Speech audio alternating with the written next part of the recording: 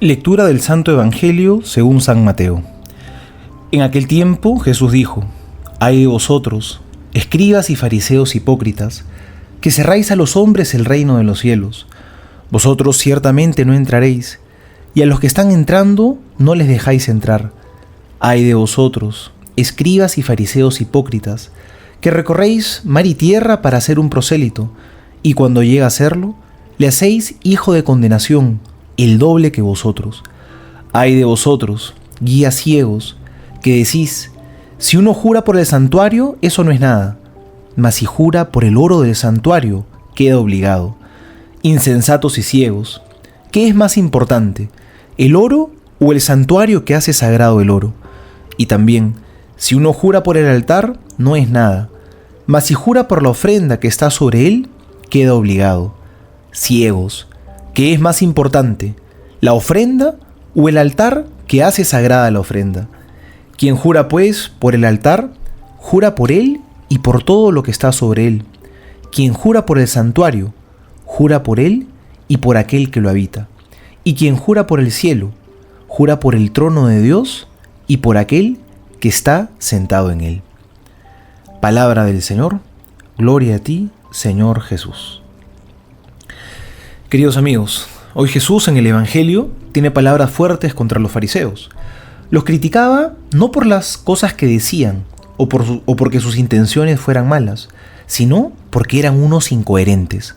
Tanto así que Jesús dice en otro pasaje: «Hagan y cumplan lo que ellos dicen, pero no sigan su ejemplo. No hagan lo que ellos hacen». Qué diferente es el caso de Jesús. Jesús predicaba con sus palabras, pero sobre todo lo hacía con su ejemplo. Jesús hablaba con su vida, con sus gestos de amor, con sus gestos de misericordia y de compasión. Por eso la gente lo oía asombrada. Hablaba con autoridad, decían, porque las suyas no eran palabras vacías. Jesús hablaba con su vida entera. A veces nos puede ocurrir al revés a nosotros. Queremos hablar demasiado con las palabras, porque nuestra vida muchas veces tiene poco que decir. Una vida cristiana que hay que enunciarla con muchas palabras es quizá porque en sí misma no tiene mucho que decir a los demás. Es una vida muda, pobre. Por eso decía el Papa Francisco: hay que anunciar a Jesús en todo momento, incluso si fuera necesario, hasta con las palabras. Esto no quiere decir que no anunciemos de palabra. Todo lo contrario, es importantísimo hacerlo, hagámoslo de todas maneras. Pero lo que quiere decir es que sobre todo hay que anunciar con nuestra vida, con nuestras palabras sí, pero en primer lugar con nuestro testimonio. Tiene que haber una coherencia, con nuestras obras de amor, con nuestras obras de misericordia, con la caridad que vivimos con el prójimo. Ese es el anuncio más fuerte que podemos hacer. Luchemos entonces por ser coherentes, para que no caigamos en ser como los fariseos, que se llenaban de cosas para tratar de parecer muy religiosos, pero por dentro estaban vacíos. Se llenaban de palabras, pero sus obras no decían nada. No nos conformemos solamente en ser mensajeros de Cristo, sino que seamos sobre todo testigos del Señor. Compartamos lo que hemos visto y lo que hemos oído. Compartamos nuestra vida junto al Señor Jesús. Soy el Padre Juan José Paniagua y les doy a todos mi bendición, en el nombre del Padre y del Hijo y del Espíritu Santo. Amén.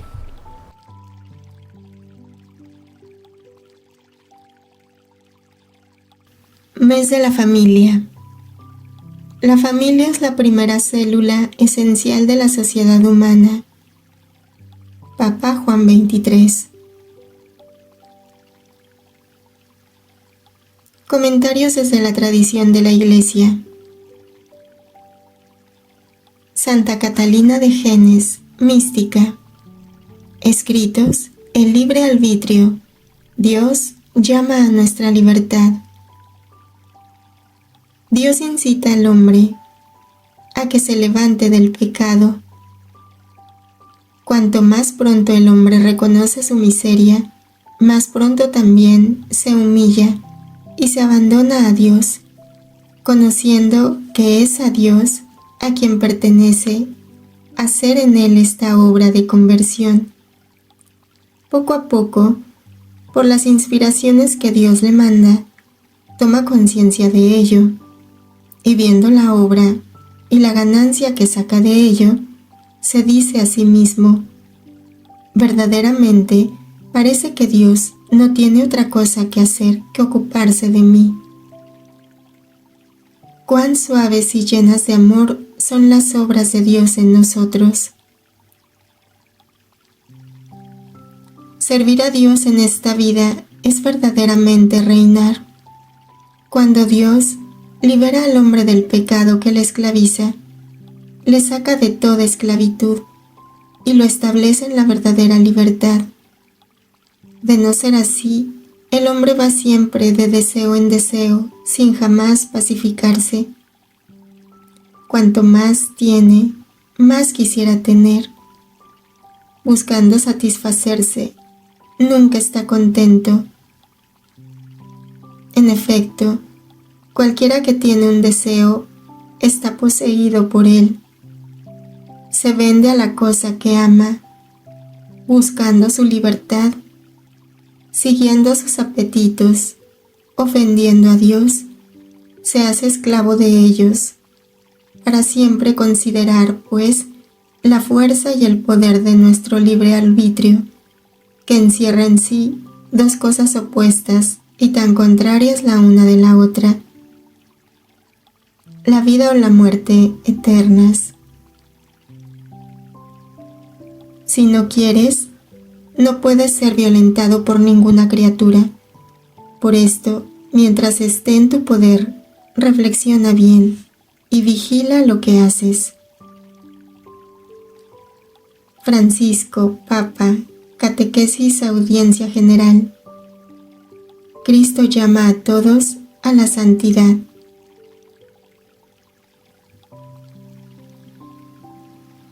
En el credo, después de haber profesado: creo en la Iglesia una, añadimos el adjetivo santa, o sea, afirmamos la santidad de la Iglesia. Y esta es una característica que ha estado presente desde los inicios en la conciencia de los primeros cristianos, quienes se llamaban sencillamente los santos, porque tenían la certeza de que es la acción de Dios, el Espíritu Santo, que santifica la Iglesia.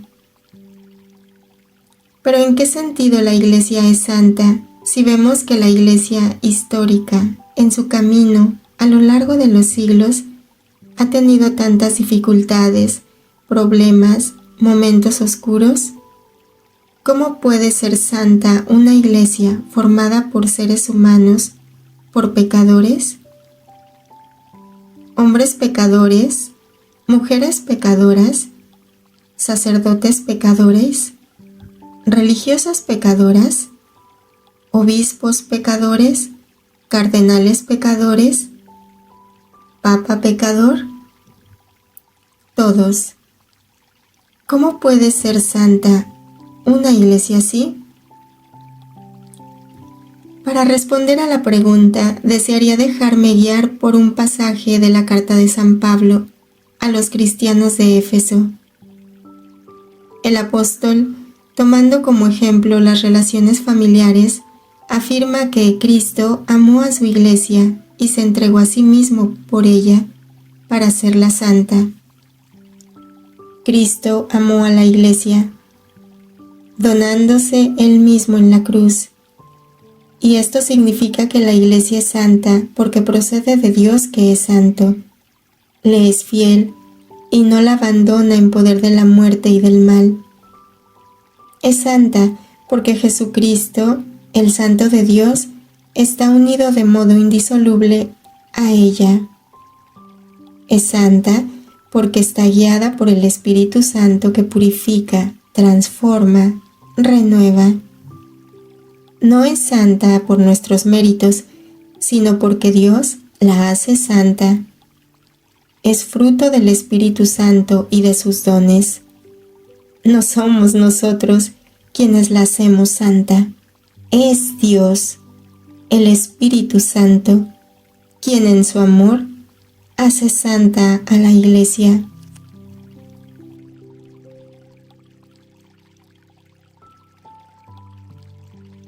Ay de ustedes, guías ciegos. Volumen 10, enero 15, 1911. El interés es el veneno del sacerdote. Dios no es comprendido por quien no está despojado de todo y de todos.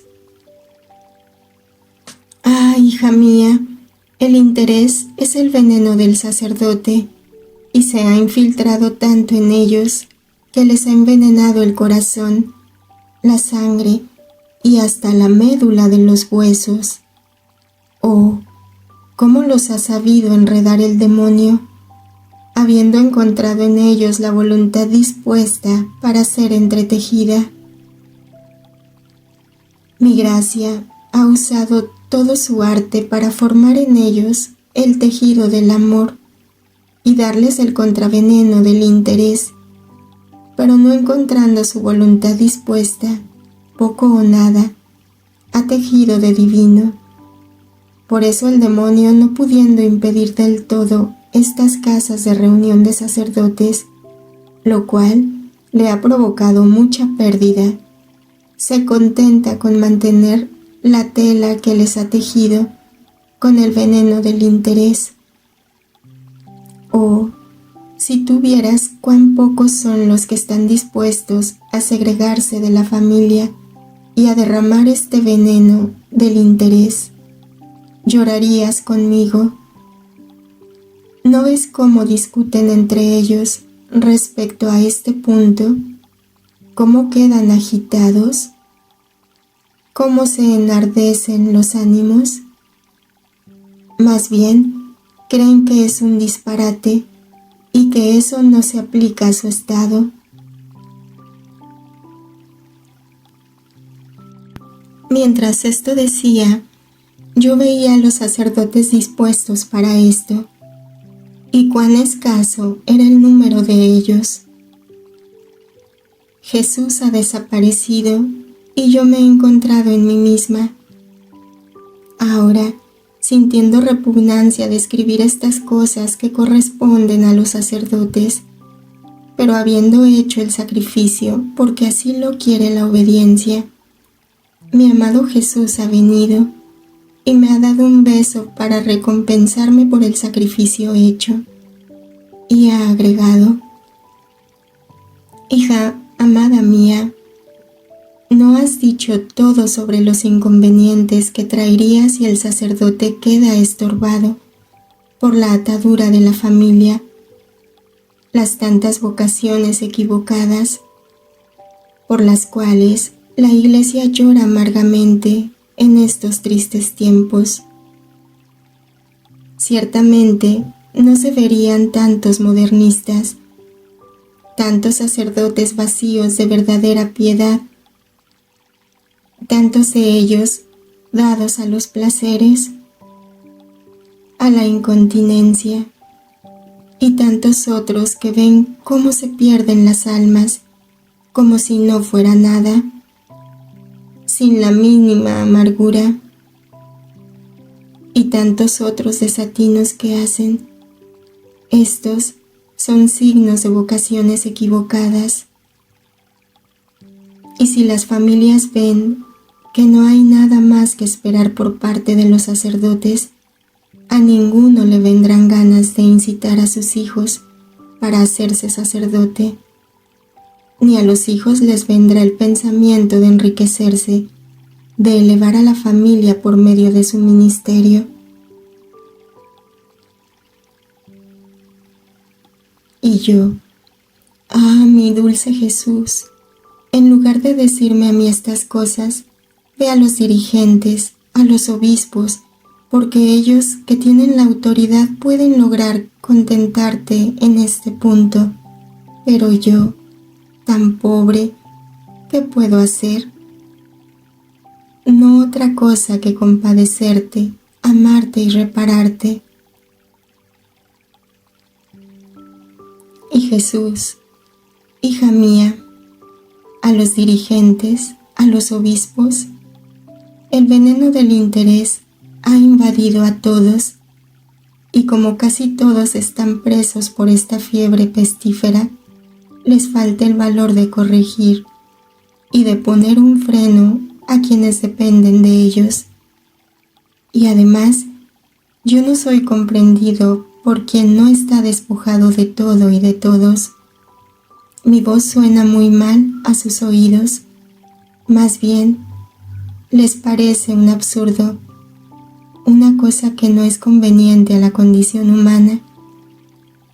Pero si hablo contigo, nos comprendemos suficientemente, y si no encuentro otra cosa, encuentro un desahogo a mi dolor, y tú me amarás de más, porque sabes que estoy amargado.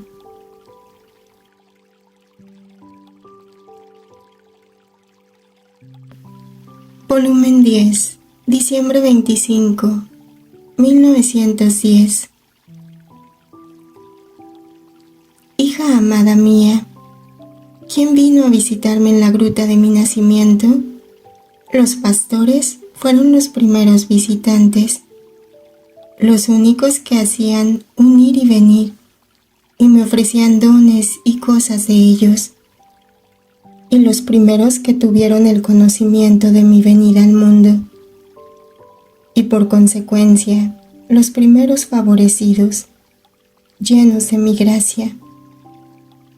He aquí por qué escojo siempre personas pobres, ignorantes, despreciables, y de ellas hago portentos de gracia, porque son siempre las más dispuestas a oírme, a creerme sin poner tantas dificultades, tantas cavilaciones, como lo hacen las personas cultas. Después vinieron los magos, pero no se vio ningún sacerdote, mientras que ellos debían ser los primeros en hacerme cortejo, porque ellos sabían más que todos los demás, según las escrituras que estudiaban. Sabían el tiempo, el lugar, y era más fácil el venir a visitarme, pero ninguno se movió. Es más, mientras que ellos lo enseñaron a los magos, ellos no se movieron, ni se incomodaron en dar un paso para ir en busca de mi venida. Esto fue un dolor para mí amarguísimo en mi nacimiento, porque en aquellos sacerdotes era tanto el apego a las riquezas, al interés, a las familias y a las cosas exteriores, que como resplandores les cegaba la vista, les endurecía el corazón y volvía torpe la inteligencia para conocer las verdades más sagradas, más ciertas, y estaban tan enfangados en las cosas bajas de la tierra que jamás habrían creído que un Dios pudiese venir a la tierra en tanta pobreza y en tanta humillación. Y no solo en mi nacimiento, sino también en el curso de mi vida, cuando hacía los milagros más estrepitosos. Ninguno me siguió. Más bien, planearon mi muerte y me asesinaron sobre la cruz. Y yo, después de haber usado todo mi arte para traerlos a mí, los puse en el olvido y escogí personas pobres, ignorantes, como fueron mis apóstoles, y formé mi iglesia. Los segregué de las familias, los liberé de cualquier vínculo de riquezas, los llené de los tesoros de mi gracia y los volví hábiles para la dirección de mi iglesia y de las almas. Ahora, debes saber que este dolor aún me dura, porque los sacerdotes de estos tiempos se han hermanado con los sacerdotes de aquellos tiempos, se han dado la mano en el apego a las familias, al interés, a las cosas exteriores, y poco o nada ponen atención al interior. Es más, algunos se han degradado tanto que han llegado a hacer entender a los mismos seglares que no están contentos de su estado, abajando su dignidad hasta lo ínfimo y por debajo de los mismos seglares. Ah, hija mía, ¿qué prestigio puede tener su palabra en las gentes? Más bien los pueblos, por su causa, van descendiendo en la fe y en el abismo de peores males. Caminan a tropezones y en las tinieblas, porque luz en los sacerdotes no ven más. Esta es la necesidad de las casas de reunión de sacerdotes, a fin de que, liberado el sacerdote de las tinieblas de las cuales está invadido, de las familias, del interés y de los cuidados de las cosas exteriores, pueda dar luz de verdaderas virtudes y los pueblos puedan salir de los errores en los que han caído. Son tan necesarias estas reuniones que cada vez que la Iglesia ha llegado a lo ínfimo, casi siempre este ha sido el medio para hacerla resurgir más bella y majestuosa.